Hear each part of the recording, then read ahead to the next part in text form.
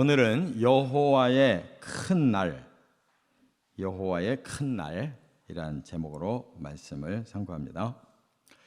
여호와의 날, 거기다가 큰 날이라고 덧붙였는데 이 말씀이 이제 간간히 나옵니다. 여호와의 날, 큰 날.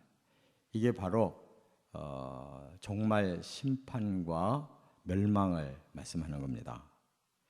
그런데 왜 그러면 성경에 여러 곳에 나오느냐? 예표로 미리 주시는 거예요.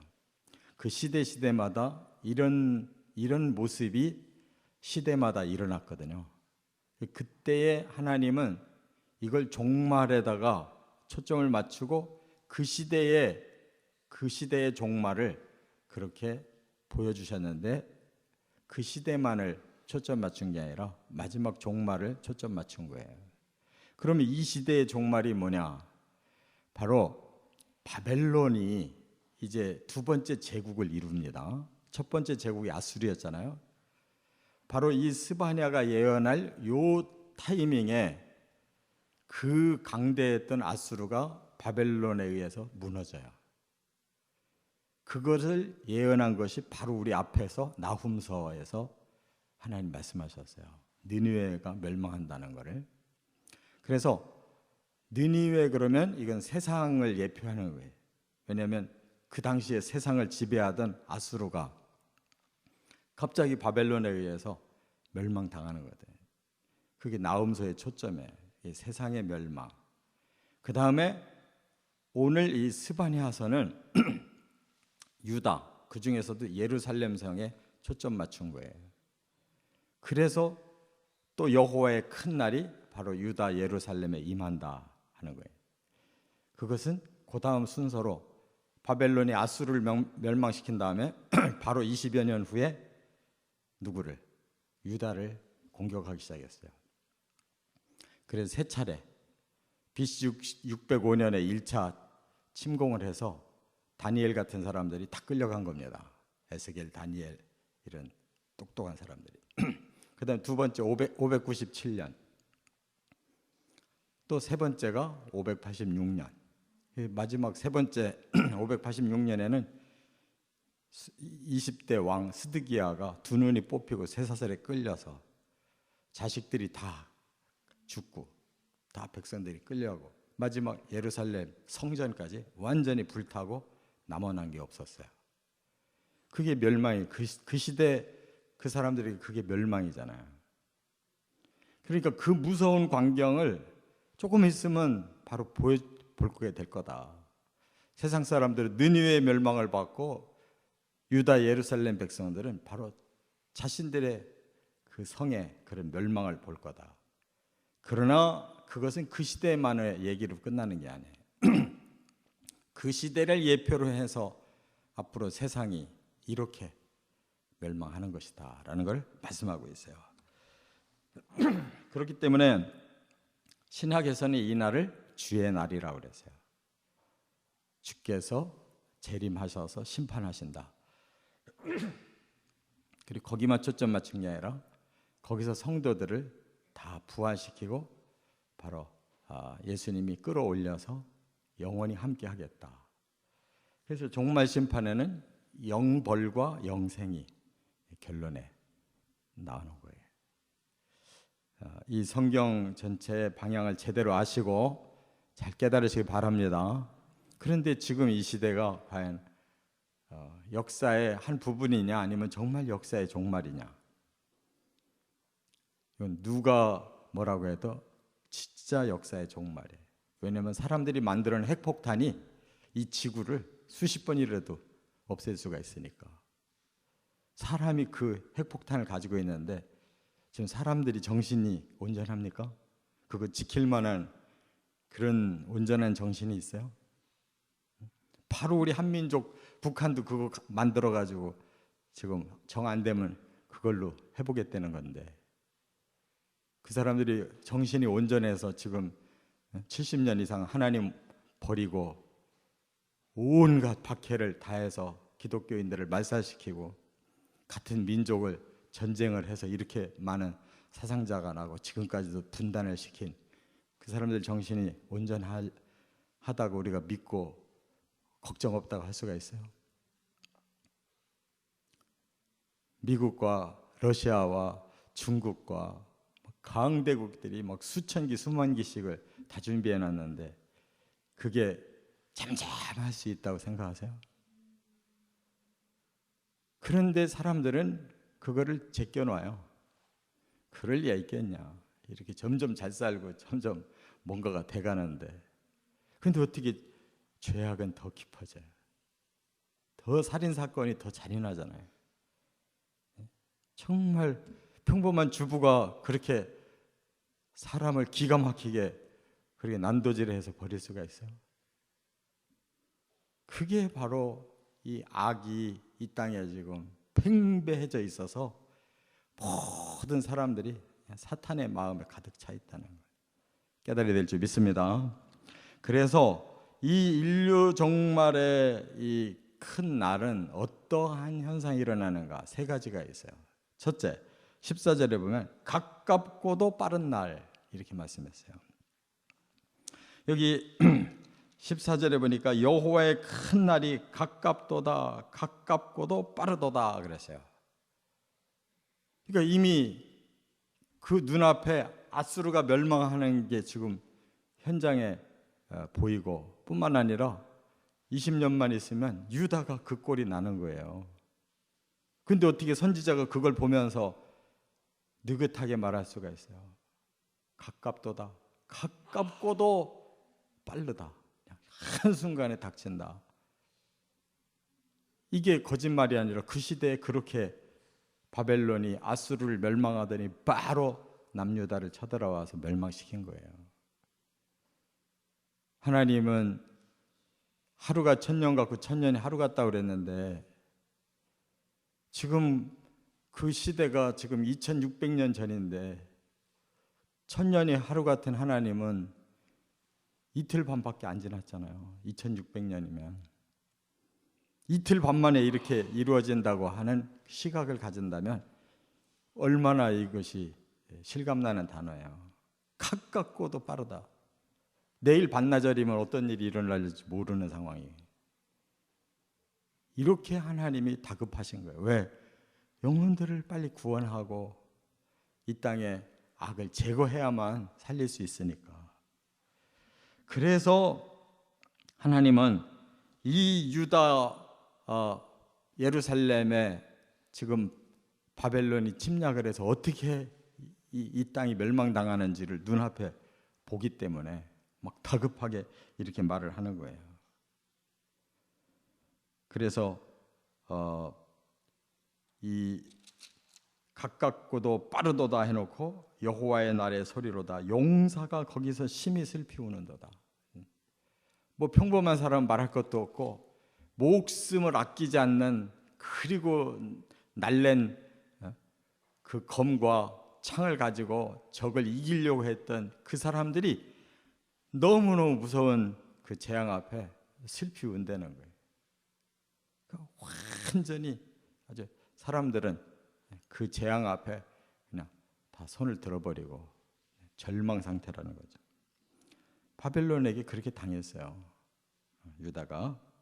그러니까 이 마지막 때 사람들이 뭐 우리는 핵이 있다, 뭐 무슨 미사일이 있다, 뭐가 있다 하는데 그런 것이 아무 필요가 없는 거예요. 어떻게 대응할 방법이 없어요. 세상에 용사라는 사람들이 다 두 손 놓고 슬퍼서 울 수밖에 없는 상황이 올 거예요. 그런데도 여전히 사람들은 살아서 뭐 별별 걸 다 할 것처럼 그리고 온갖 흉악한 방법으로 악하게 그걸 이뤄보려고. 즉 국제 무대 그 회의가 그게 정상적입니까?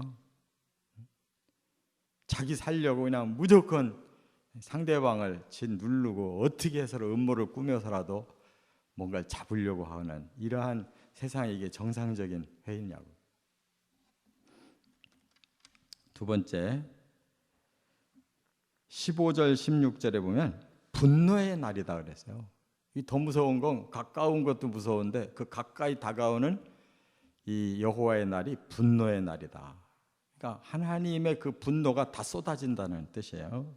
그래서 환난, 고통, 황폐, 패망, 이 단어들이 다 무서운 단어잖아요. 환난, 고통, 황폐, 패망, 캄캄함과 어두움, 구름과 흑암,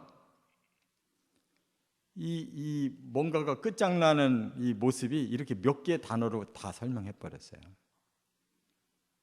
그리고 나팔을 불 것이다. 그럼 뭐예요? 이제 마지막 전쟁의 신호가 왔다는 거예요. 그러면 견고한 성읍들을 치고 높은 망대를 치는 날이다. 이 세상에 가장 강한 성이고 가장 높은 망대에서 싸울 준비 다 됐는데 바로 그곳이 먼저 침공을 당하는 거예요. 이렇게 사람이 어떻게 할 수 없는 불강력적인 상황이 정말 심판이라는 것입니다. 그래서 아까도 말씀드린 것처럼 BC 605년 바벨론이 1차 침략을 당했어요. 그래서 그냥 훌륭한 백성들 다 끌려갔습니다. 바벨론으로. 그래서 포로 시대가 시작된 거예요. 그리고 70년 만에 돌아온 겁니다. 536년에. 두 번째 597년에 또 2차 침략을 당해서 여호야김이 또 왕위를 물리고 쭉 끌려가고 여호야긴이 또 왕이 됩니다. 그러고 3차 침입에서 시드기야가 그렇게 완전히 멸망을 나요. BC 586년에. 그런데 그러한 침략이 마지막 결정적으로 뭐까지 침략되냐? 성전까지. 이걸 요전에 우리가 열왕기하 23장 27절에 뭐라고 그랬어요? 하나님이 성전을 버리리라. 열왕기하 23장 27절에 그랬잖아요. 내가 택한 이 성 예루살렘과 내 이름을 거기에 두리라 한 이 성전을 버리리라. 하나님이 자기 집까지 포기해 버리셨다는 거예요. 내가 이 땅에 내 집까지도 포기해 버리겠다. 이 종말에는 교회 심판이 먼저 오는 겁니다. 세상 심판보다. 성경에 분명히 그렇게 말씀했어요. 하나님의 백성들이 타락하는 거, 세속화돼서 지멋대로 겉으로만 믿고 속으로는 온갖 세속의 신에게 빠져서 만몬 신에게 빠져서 사는 거를 하나님 못 봐요. 교회부터 먼저 심판이 오는 거예요. 그래서 당신의 성전까지 버리겠다고 말씀했어요. 끝으로 세 번째 17절 18절 죗값을 치르는 날이다 그랬어요. 여기서 하나님 마음이 이제 고스란히 드러나요. 왜 이렇게 하실까? 왜 종말이 올까? 왜 하나님이 진노를 하실까? 그는 죄 때문이라는 거예요. 그래서 고난을 내려 맹인같이 행하게 한다. 그러니까 사람들이 가장 큰 고난이 뭐예요? 두 눈이 머는 거예요. 그러면 아무것도 안 보이는데 살긴 살아야 되니까 더듬을 수밖에 없잖아요. 그게 고난이에요. 그리고 그 이유는 여호와께 범죄했기 때문이다. 이렇게 17절에 말씀했잖아요. 여호와께 범죄했기 때문이다. 이 범죄라는 이 히브리 원어가 하타예요. 하타라는 말이 빗나갔다는 뜻이에요. 하나님이 우리에게 바른 길을 분명히 가르쳐 주셨는데 사람들이 하나님이 가르쳐 준 길로 안 가고 꼭 빗나간 길로 간다는 거예요. 사탄이 가르쳐 준 엉뚱한 길, 빗나간 길, 거짓 길, 죄 짓는 길, 망할 길로 간다는 거예요. 이게 헬라어로는 하말티아라고 그래요. 관역을 향해서 쐈는데 그 화살이 관역 밖으로 빗나갔다는 거예요. 이게 구약의 단어와 신약의 단어가 똑같아요. 내용이. 하타, 하말티아. 빗나갔다는 거예요. 그것이 죄고 빗나간 거에 대해서 하나님은 반드시 물으신다는 거예요. 왜? 공의의 하나님이기 때문에. 빗나간 걸 그대로 용인할 수 없는 거예요. 바로 잡아야 되는 거예요.